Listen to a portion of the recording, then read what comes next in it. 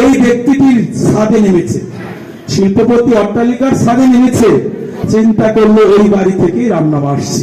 হনুমান ঢুকে আগে ঠাকুর ঘরে গিয়েছে, ঠাকুর ঘরে কেউ নাই, ঠাকুর ঘরে কেউ নাই, তাহলে শোয়ার ঘরে থাকবে, শোয়ার ঘরে গিয়েছে, কাউকে পাচ্ছে না, দেখছে একটা ছোট ঘর, ওইখান থেকে রাম নামের ধ্বনি আসছে। হনুমান রাগ পেল, চিন্তা এত বড় সাহস, আমার প্রভুর নাম সে নিষিদ্ধ অপবিত্র স্থানে বসে নিচ্ছে, তো তাকে তো একটা শিক্ষা দিতে হয়। এই ব্যক্তি যখন ওয়াশরুম থেকে বের হয়েছে, বাথরুম থেকে, ফাঁস করে হনুমানের চড় মেরেছে। বুঝেনি তো হনুমানের হাত কত শক্ত, যে হাত দিয়ে পর্বত ধরে, আমার হাতের মতো না। হ্যাঁ, 5টা আঙ্গুলের দাঁত এই শিল্পপতির গালে পড়ে গিয়েছে। বলছে, তোমাকে শিক্ষা দিচ্ছি, কখনো আর বাথরুমে বসে রাম নাম করবে না। আমার প্রভুর নাম যোগী ঋষি সাধকরা কত পবিত্র স্থানে বসে করে, আমার প্রভুর নাম কত শুদ্ধ ভাবে করে, আর তুমি অপবিত্র স্থানে করছো, তুমি কুলাঙ্গার, তুমি অপরাধী। চট দিয়ে শিক্ষা দিয়ে আবার প্রতিদিন অযোধ্যায় যায় আমাকে দর্শন করতে। অযোধ্যায় গিয়েছে, গিয়ে দেখে রাম, একটু দেখুন, গিয়ে দেখে রাধে রাধে, গিয়ে দেখে রাম, রাধে রাধে, একটু পরে একটু বসে আসো, গিয়ে দেখে রাম এইভাবে বসে রয়েছে, রাধে, গালে হাত দিয়ে রাম।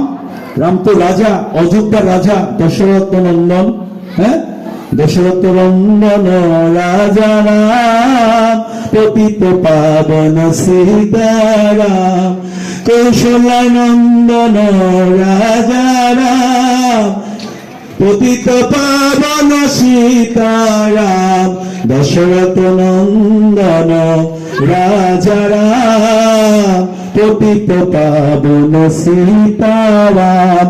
জয় সীতারাম, জয় সীতারাম, জয় সীতারাম, জয় সীতারাম, জয় সীতারাম, জয় সীতারাম, পতিত পাবন সীতারাম, দশরথ নন্দন রাজা রাম, পতিত পাবন সীতারাম, রঘুপতি নন্দন রাজা রাম, পতিত পাবন সীতারাম। জয় সীতারাম, সবাই জয় সীতারাম, জয় সীতারাম, জয় সীতারাম, জয় সীতারাম। যারা কথা বলতে পারেন তারা কীর্তন করুন, নাহলে ভগবান কষ্ট পাবে। হরে রঘুপতি রাঘব রাজা রাম, পতিত পাবন সীতারাম। জয় সীতারাম, জয় সীতারাম, পতিত পাবন সীতারাম। জয় সীতারাম, জয় সীতারাম, পতিত পাবন সীতারাম। এই কীর্তন কে করছে? হনুমানজি। হনুমানজি মা জানকী আর রামের কীর্তন করে রামের সম্মুখে গিয়েছে। রাম তো এভাবে বসে রয়েছে, বলছে, প্রভু প্রভু, তোমার নামে সকলের চিন্তা দূর হয়, তুমি আবার বসে কার চিন্তা করছো? কিসের চিন্তা? এত গালে হাত রেখেছে, হ্যাঁ, এত চিন্তা করছো কেন? কিসের চিন্তা? মৃদু হেসে রাম বলছে, কিছু জবাব দিচ্ছে না, হাতটা সরিয়েছে। হাতটা যখন সরিয়েছে দেখে আঙ্গুলের 5টা আঙ্গুলের দাগ, আঘাতের চিহ্ন রামের গালে। হনুমান দেখে কান্নায় বলছে, প্রভু প্রভু, কিসের আঘাত? তোমাকে আঘাত করতে পারে জগতে এমন কি আছে? তোমার চরণে ফুল তুলসী নিবেদন করার জন্য মানুষ যুগের পর যুগ বেকুল হয়ে থাকে, তোমাকে কি আঘাত করেছে? তো এমন কি চন্ডাল, এমন কি পাপী আছে, আমাকে বলো। এই রাম তখন কথা বলছে। হনুমান শুনে কি করবে? বলছে, আমি তাকে মৃত্যুদণ্ড দিয়ে দিব। হনুমান বলছে, রাম বলছে, তুমি শুনে কত, তুমি পারবে না। প্রভু তুমি বলে দেখো, তোমাকে কি আঘাত করেছে, আমি তাকে মৃত্যুদণ্ড দিয়ে দিব। বলছে, কেন তুমি? সাথে সাথে চরণে পড়ে বলছে, প্রভু আমি তোমাকে আঘাত করতে পারি, তোমাকে না দেখলে আমার দিন রাত্র যায় না, তোমার অদর্শনে আমি পাগল বেকুল। তুমি এটা কি বললে? তুমি আমাকে কেন অপরাধী করলে? আমি তোমাকে আঘাত করতে পারি কেন? হনুমান, কিছুক্ষণ আগে আমার এক ভক্তকে তুমি আঘাত করো নাই, আঘাত করো নাই। বলছে, প্রভু ও তো বাথরুমে বসে তোমার নাম নিচ্ছে, আমি তাকে শিক্ষা দিয়েছি, তাকে আঘাত করেছি, সেজন্য অপবিত্র স্থানে তোমার নাম নেই। বলছে হনুমান, অপবিত্র বাথরুম হোক, বাথরুমে যদি কারো মৃত্যু হয় সে কি হরিকে স্মরণ করবে না? আমাকে স্মরণ করবে না মৃত্যুর সময়?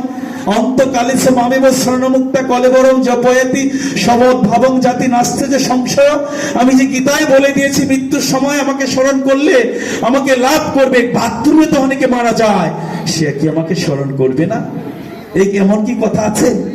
আর মানুষের পেটে কি বাথরুম নাই?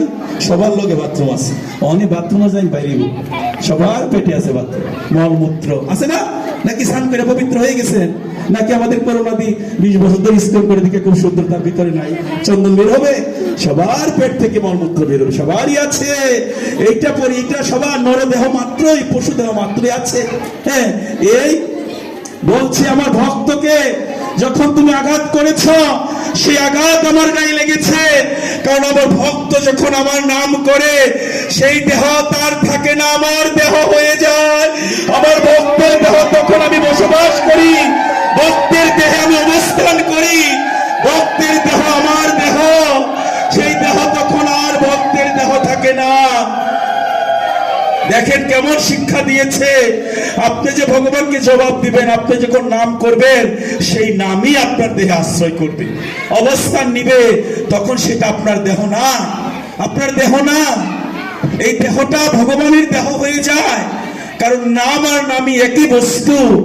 শিক্ষা দিয়েছে এই জন্য দোকানে বসে, অফিসে বসে, রান্নাঘরে বসে মা তরকারি কাচ্ছে, রাম নাম কৃষ্ণ নাম করতে পারেন, ঘর মুছতেছেন, মহাপ্রভু সহজ করে দিয়েছে। হাতে কাম মুখে নাম, হাতে কাজ মুখে বলো হরি। সহজেই পার হয়ে যাবে ভবসিন্ধু পাড়ি দিতে পারবে। এই বেশি কঠিন না। আপনাকে বলে নাই জপের মালা নিয়ে এই মঠের উপরে বসে থাকার জন্য। সংসারবদ্ধ জীব, আমাদের সংসারও পালন করতে হবে, ভগবানকে স্মরণ করতে হবে। রামকৃষ্ণ পরমহংসদেব বলেছে, তুমি এক হাতে সংসার ধরো আর এক হাতে ভগবানকে ধরে রাখো, তাহলেই তোমার জীবন সার্থক। তুমি এক হাতে সংসার ধরো আর এক হাতে ভগবানকে ধরো, ভগবানের চরণ ধরো, তাহলে জীবনে মুক্তি আসবে। আজকে এখানে রাখি। আমার কথায় কি কষ্ট পেয়ে থাকলে ক্ষমা করে দিবেন। নিতাই গৌর হরি বল, নিতাই গৌর হরি বল, নিতাই গৌর হরি বল, নিতাই গৌর হরি বল। হরের নাম, হরের নাম, হরের নাম হইব কেবলম, বলো নাস্তেব নাস্তেব নাস্তেব গতির অন্যথা। গীতা মে হৃদয় পার্থ, গীতা মে সর্বোত্তমম, গীতা মে জ্ঞানন্তব্য, গীতা মে জ্ঞানব্বয়, গীতা মে চতুর্থম স্থানম, গীতা মে পরম পদম, গীতা মে পরম গুচ্ছ, গীতা মে পরম গুরু, গীতা জ্ঞান দৃষ্টামি, গীতা মে পরম প্রিয়, গীতা জ্ঞান সমাশ্রিতা তিলক পালম, গীতা মে পরম বিদ্য ব্রহ্মজ্ঞান সংসার মাত্র চিত্রান্ন মণিবাচ্য পদার্থিকা, গীতা নামামি ঘমে প্রিয় পাণ্ডব, গীতা কীর্তন বিলং জাতি তৎক্ষণাৎ, গীতা গঙ্গাচ্চ সাবিত্রী সীতা সত্তা পতিব্রতা ব্রহ্মবলী ব্রহ্মবিদ্যা ত্রিসন্ধ্যা মুক্তিগিনী অধ্যমাত্রা চিতানন্দ ভগবান্তি নাশিনী বেদতি প্রণত তত্ত্ব জ্ঞান মঞ্জরি অং যদস্খলন পরিবষ্টং মাত্রাহীনং চং যদ্ভবে পূর্ণভবতু তৎসর্বত স্বরজন জনার্দনং। আমি মন্ত্রহীন ক্রিয়াহীন ভক্তিহীন বিধিহীন জনার্দন যৎ পূজিতা ময়া দেব পরিপূর্ণ তথাস্তু মে। হরে কৃষ্ণ হরে কৃষ্ণ